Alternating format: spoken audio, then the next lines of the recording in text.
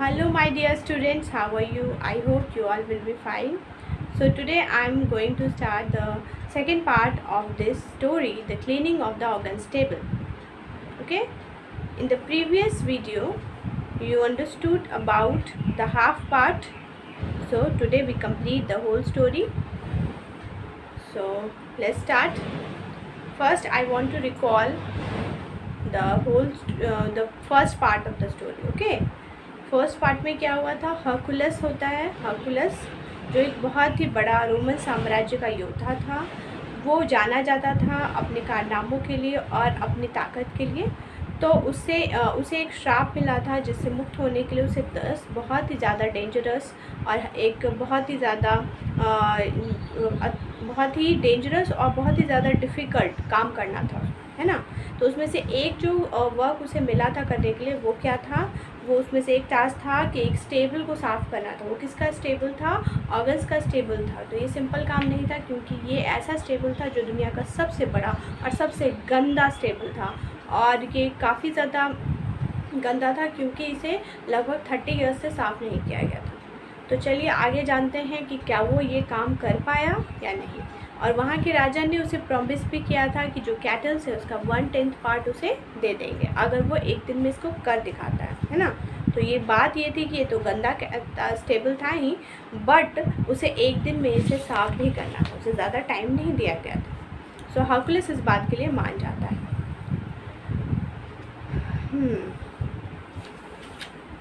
चलिए अब आगे क्या होता है वो हम आगे देखते हैं, ठीक है। सो हर्कुलस अग्रीड, हर्कुलस इस बात के लिए मान गया कि वो एक दिन में से साफ कर देगा, ठीक है। So he took with him king ऑर्गन्स son to watch the cleaning operation. वो अपने साथ उसके बेटे को रखता है, ठीक है। जो ऑर्गन्स था, जो राजा था ऑर्गन, उसका जो बेटा था उसको अपने साथ रखता है देखने के लिए कि वो जो क्लीनिंग ऑपरेशन वो करता है वो कैसे कैसे करता है, ठीक है। Seeing the condition of the stable, Hercules knew that only strength would not help, he must use his brain as well. ये जैसा कंडीशन था स्टेबल का, उसको देख के हर्कुलस को ये पता लग गया था कि ये सिर्फ और सिर्फ ताकत से नहीं किया जा सकता, इसके लिए क्या करना होगा, अपना ब्रेन भी लगाना होगा, ठीक है। तो मुश्किल काम के लिए अपने दिमाग को भी इस्तेमाल करना होता है ताकि वो काम आसान हो जाए। सिर्फ और सिर्फ ताकत से सारे काम नहीं किए जा सकते। So through the land of Elis ran the river Alpheus. वहाँ जो था ये इलिस जो था साम्राज्य, वो लैंड था, वहाँ से एक रिवर गुजरती थी, उसकी रिवर का नाम था एल्पियस, ठीक है। Hercules carefully study the country and made a plan.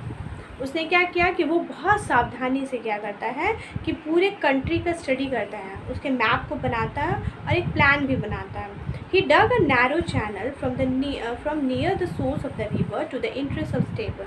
वो एक नैरो बहुत चौड़ा सा नाला बनाता है, जो नाला रिवर से होते हुए स्टेबल तक आता था, ठीक है।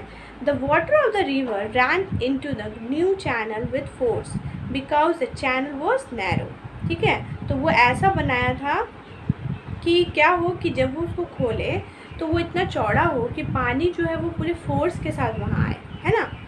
When all was ready, he opened the gate of entrance of the stable. जब सारा डन हो गया, वो पूरा चैनल कंप्लीट हो गया, बन गया नाला, तो उसने क्या किया कि स्टेबल का दरवाज़ा खोल दिया और जो चैनल था उसको फ्लो को चालू किया। उसके बाद क्या होता है, the water rushed into the flood through the whole building and out it flow through the another gate on the other side. तब जब से ही वो फ्लो काफ़ी तेज़ आता है, जैसे बाढ़ का पानी आपने देखा है, बाढ़ में पानी कितना तेज़ी से फ्लो करके आता है, उसी तरह उस चैनल के थ्रू रिवर का पानी बहुत तेज़ी से बिल्कुल बाढ़ की तरह आया और वो स्टेबल से गुज़रता हुआ उसके दूसरे एंड से निकल गया, ठीक है। तो when the river flowed through, it carried away all the filth and litter living in the stable clean. यानी कि जितने भी गंदगी थी स्टेबल में, वो इतना फोर्स था पानी का कि उसने अपने पानी के बहाव के साथ वहाँ जितने भी गंदे थे, जितनी भी गंदगी थी, डर्ट था, वेस्ट था, उस सब को अपने साथ पानी बहा के ले गई। there was not a scrap of filth anywhere. यानी कि वहाँ एक छोटा सा टुकड़ा भी नहीं बचा था पेपर का, वो इतनी तेज़ी से उसको लेके गया कि छोटा सा टुकड़ा भी नहीं बचा गंदगी का। Hercules then close the narrow channel to stop the water. और उसके बाद जब ये साफ़ हो गया तो हरकुलस ने क्या किया, उस जो चैनल को बनाया था उसको बंद कर दिया। When the August learn this he was in a fix. वो जैसे ही अगस्त को ये पता चला कि उसने तुरंत ही पूरा स्टेबल साफ़ कर दिया, वो बहुत ही ज़्यादा शॉक हो गया। He did not want to pay Hercules his reward. तो हरकुलस को एक प्रॉमिस किया था उसने कि अपने कैटल्स का 1/10 पार्ट दे देगा, और अब वो उसके लिए अग्री नहीं कर रहा था, वो देना ही नहीं चाहता था। He told him that he had never promise to pay a reward. तो उसने सीधे मना कर दिया कि मैंने तो ऐसा कोई प्रॉमिस ही नहीं किया है। August said that the Hercules could take the matter to a जज टू डिसाइड।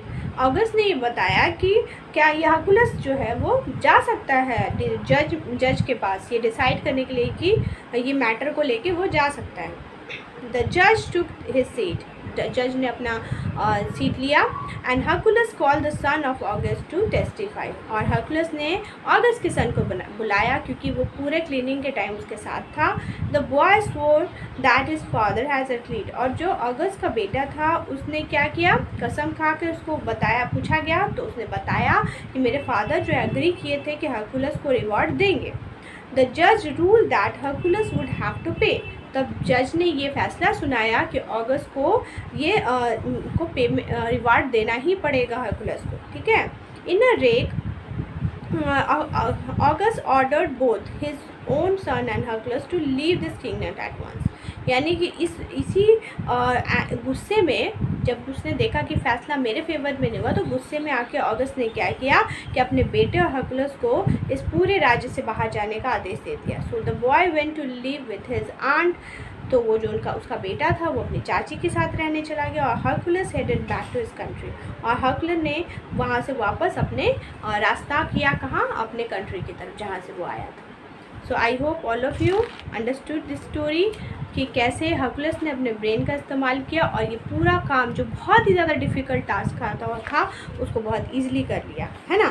तो इस स्टोरी से यही हमें सीखना चाहिए कि कोई भी काम जो होता है वो उतना मुश्किल नहीं है अगर हम अपने ब्रेन का इस्तेमाल करें। So thank you children and have a nice day.